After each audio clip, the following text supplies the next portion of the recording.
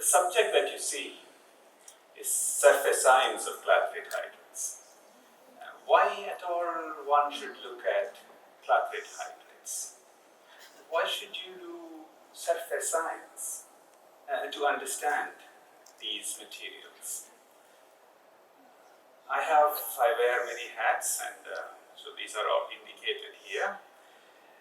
If you look at one of the profound problems of the planet, that is reflected in this picture. So this is called the most environmentally sensitive pictures ever taken. This picture is called the Earthrise. It's called the Earthrise. It is taken on December 24, 1968 by the Apollo astronaut William Andrews. So Andrews was, in this particular picture, with moon as the background. He is taking a picture of a rising Earth. And it shows, of course, Earth has no other person or no other planet to help, and all its problems are its own problems. Earth is in isolation. And what is happening to Earth, of course, subsequently, many other people have looked at this. But I want to highlight one problem. This picture shows that the most important inheritance of the planet is water. Water is what Earth is. And problems of water are problems of planet. And water also presents a number of opportunities.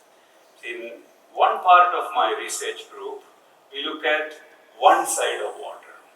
So that is the clean water. And we find solutions for clean water by developing advanced materials to remove contaminants from water. And today they are made in various forms, and then it has gone to people. But this kind of materials are becoming very tiny, what we call as atomically precise clusters. And I'm just coming along with colleagues here who are giving lectures, who are looking at these small, tiny particles called clusters. We study them with very many techniques. What is shown there is a mass spectrum of one such particle. We use these to provide clean water to remove contaminants. Not exactly the previous slide, molecule in that previous slide, but different materials. And this has gone to industry. And today it is everywhere. There are 1,700 such community plants serving people in the country. We are developing more technologies through a center called International Center for Clean Water. And this is building, anyone having an idea can come and build a water technology. Many students from Farook College have contributed to building water technologies in whatever their short internship periods. This is all housed at IIT Madras Research Park. So one side of this is water. The other side is ice. So why should we care? Why should we look at ice? Ice, of course, most of us do chemistry, right?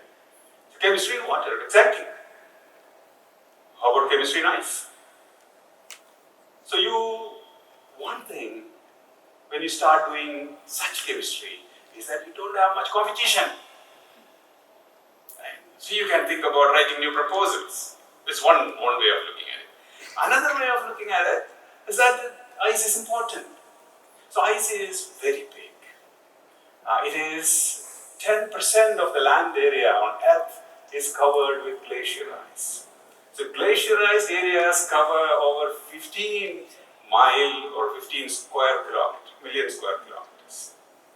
Well, ice is everywhere. But we don't see it in this part of the planet. It's not our everyday experience, but ice is, for many others, it's an everyday experience. Ice is, of course, they are in space. Ice could be a vehicle for life on Earth. Right from the time of Arrhenius, people looked at this possibility. It's called astrobiology. Ice can make materials called Clathrate hydrates. And that's very interesting from India's perspective. We will soon talk about that. Water is not understood. So a lot of people look at this, but it is mostly a subject of physics today. Condensed molecular solids in general are called ices, not necessarily water ice, several other ices. So how do you study ice? Especially ice of relevance to interstellar atmospheres. We have to do this in a specialized instrument. We do that in a vacuum chamber. So here what you see is a schematic view of a vacuum chamber where we remove all the gas molecules by pumps, vacuum pumps. They consume a lot of power. You create that vacuum very low in, well, the number of molecules there is really tiny. So on the surface of our planet, we have about 10 to the power 19 molecules. 19 molecules in a very tiny volume. 10 to the power 19, big. Now you reduce that to just a few hundred molecules. And that requires high vacuum. We produce vacuum of 10 to the power minus 10 millibar. It's like 13 orders of magnitude smaller, lower pressure than atmospheric pressure. Then we put a lot of instruments around the chamber. We create tiny layers of ice and interrogate that ice with several equipment. And it looks something like this. So we built this machine long ago. But then from that time onwards, it has been working non-stop, every day. We keep adding new equipment, and several students have done PhDs. So what do? We take a single crystal of ruthenium, single crystal, having a particular surface exposed, and on top of it we put water, layer by layer, and create ice. So this is called hexagonal ice. You start looking at it, the structure is hexagonal ice. There's some details which I'm going to miss. This equipment looks like this in different views. And first problem that we asked with this instrument was that H plus H2O gives you H3O plus. This is what happens in water. If I were to put H plus on ice, what will happen? Will I get H3O plus? H plus colliding on H2O, solid, at very low energy, we showed that it produces H2 and not H3O plus. So why is it important? Well, we really don't know how much of hydrogen, total hydrogen balance in these regions of space, we can't really match it with the available understanding or the knowledge that we have. There must be additional ways through which H2 is getting formed. So this is possibly one way. So I'm going to skip that. H plus, if you collide on H2O surface, ice, we get a tiny bit of H2 plus.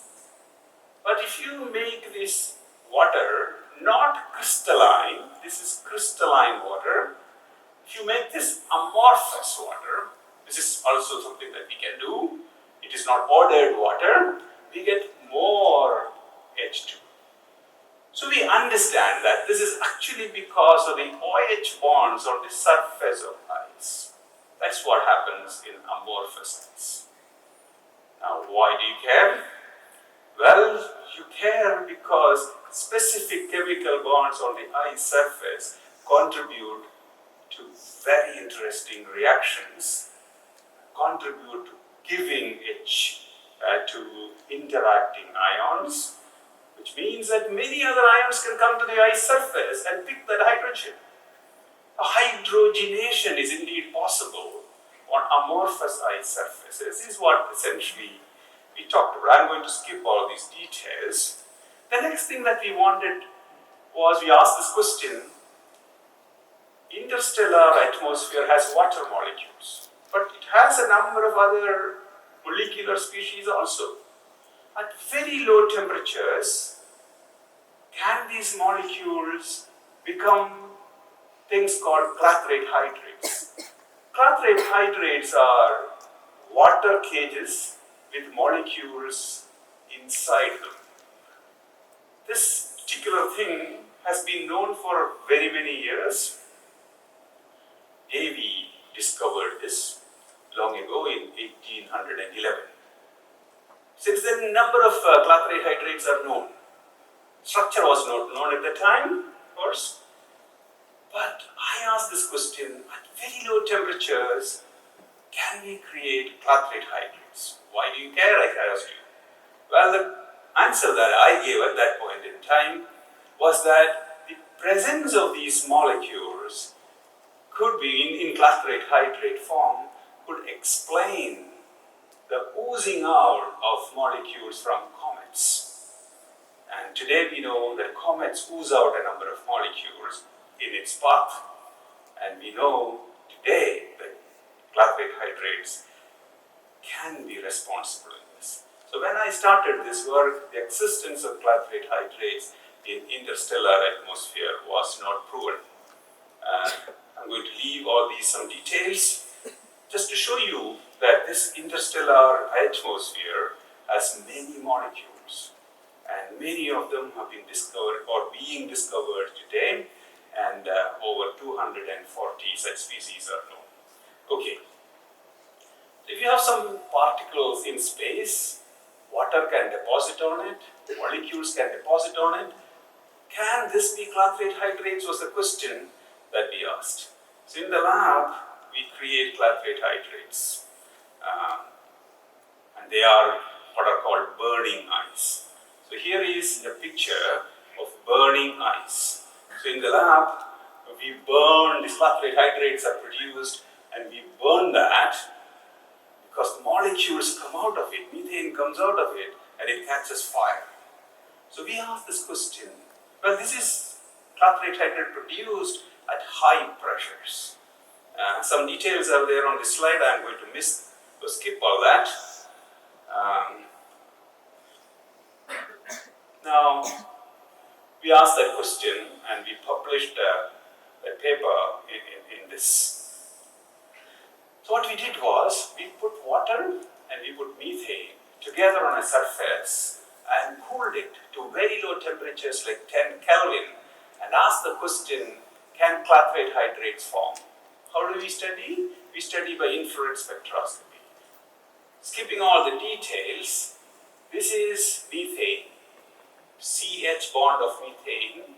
You put methane in water and that's the peak.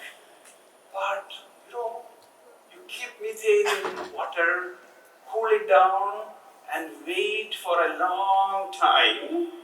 Typically, such kind of wait is not done or not possible in UHV instruments, but we wait for 3 days at very low temperatures, and we find that Clathrate hydrates get nucleated and you get a new peak. That peak that you see, 3017, is because of methane Clathrate hydrate forming inside this vacuum chamber at very low temperatures. So what you get is this. Now, this is infrared spectroscopy, but it's not all that, many people may not take it. I'm going to skip all these details, but to tell you that you can do exactly the same thing with other molecules like tetrahydrofuran. We can put many molecules.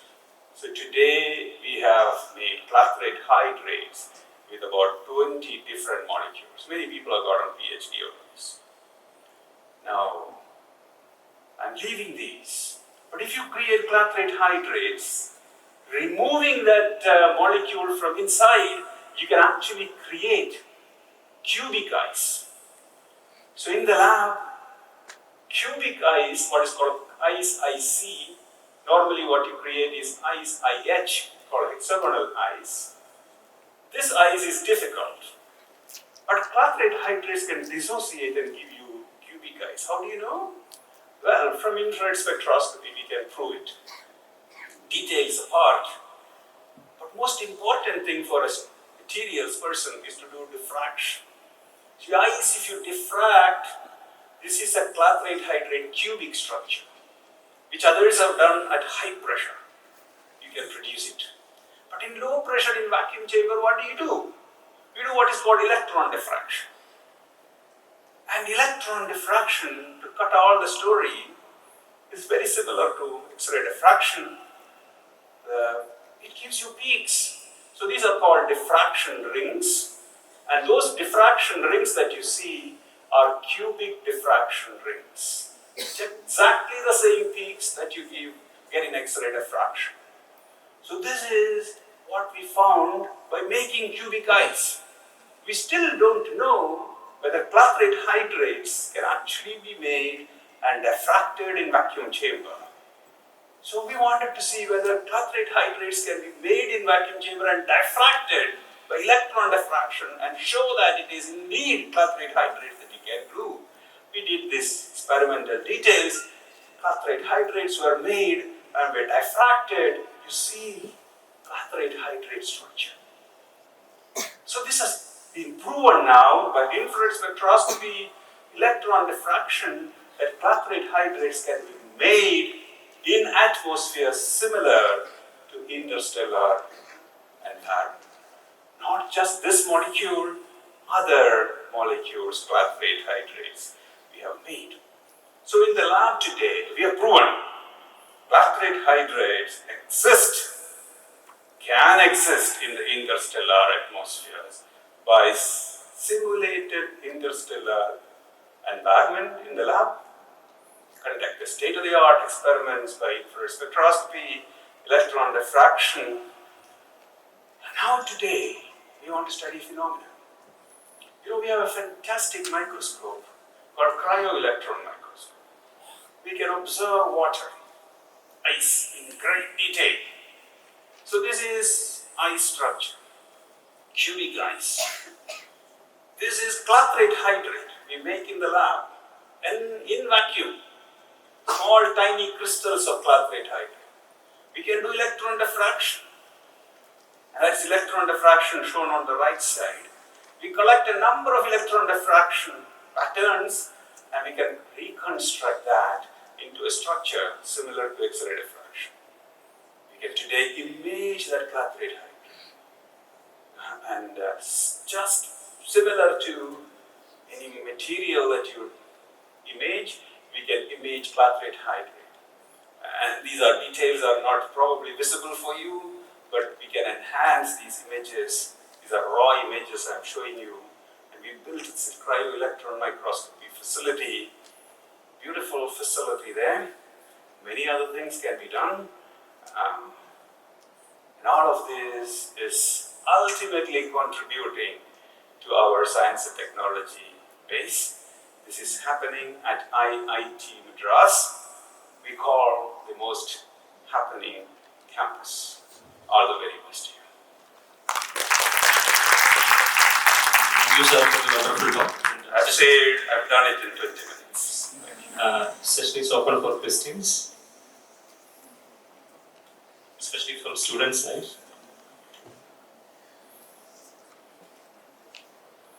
Okay, Professor Pradeep, very nice story, interesting study. So, I used to work on something on clathrates back in my PhD time in sodium salicylate, potassium salicylate, was structure, of course, this comes from there. Then we observed the rattling of the alkaline ions. But of course, it's room temperature or slightly higher temperature in the range.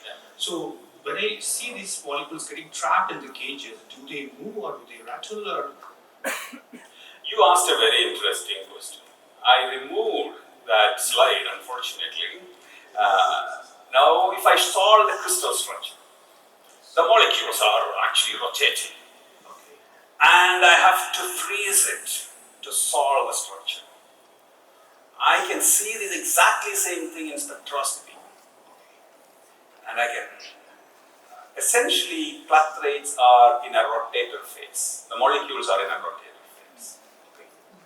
But with hydrogen bonding, you can, freeze them. Okay. And then quickly one more question. So you said the transformation of this clathrate to the cubic ice. Yes. So when you remove it, is Yeah. it like you break the bonds and kind of in the first order transition you go to the cubic ice, or is there a mechanism understanding well? So several portions of the clathrate, you do create openings, and today we can really observe them. You asked this interesting question. I will have to come and sit next to you to show you this. This is ice, and this is actually a hole. This is what happens when electron is put there. The molecules, cages are broken, molecules leave, and similar kind of cages are created, and that get annealed finally to create cubic ice. So clathrate hydrate is there, molecules have to come out, and then there's a lot of mobility that is happening around that water molecules, that recrystallizes to cubic. What drives this? Because at high pressure, atmospheric pressures plays a role, but you are at other terms of spectrum, you are operating at such a Actually, pressure is really not required. You just have to organize molecules differently. Thank you. Students, behind somebody? Yes, you have a question. Fantastic. I'll give you some extra tea.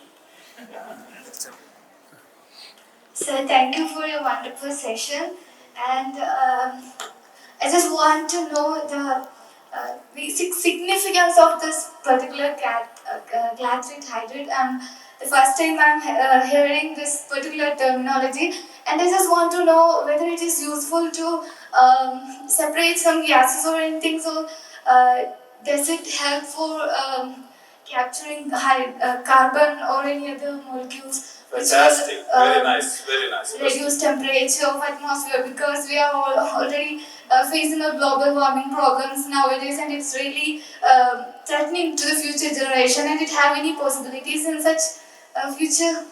Fantastic question. Thank you for asking.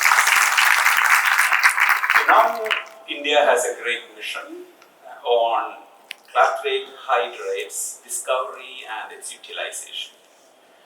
India, or Indian subcontinent, has the largest, one of the largest gas hydrate reserves. Where is it? In the ocean.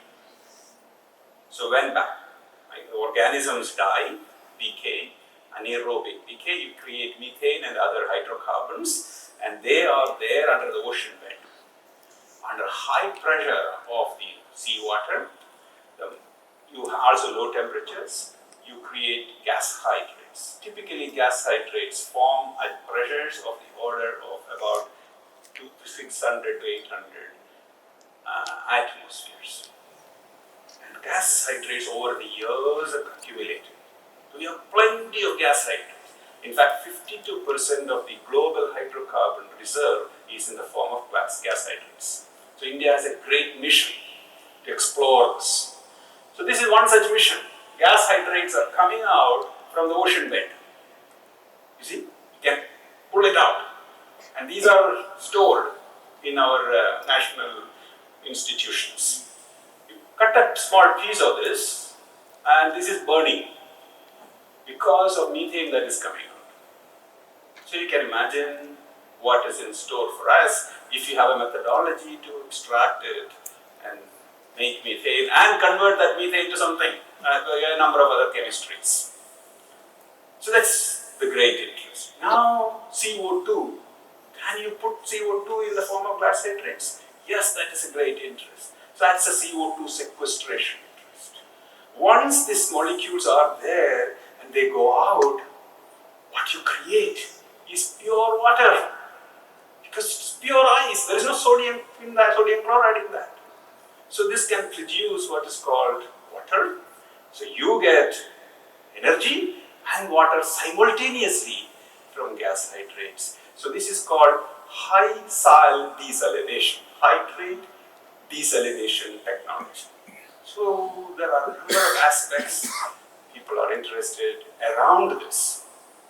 CO2 is another challenging thing that I told you can also be addressed. So India has initiatives. Many countries have initiatives.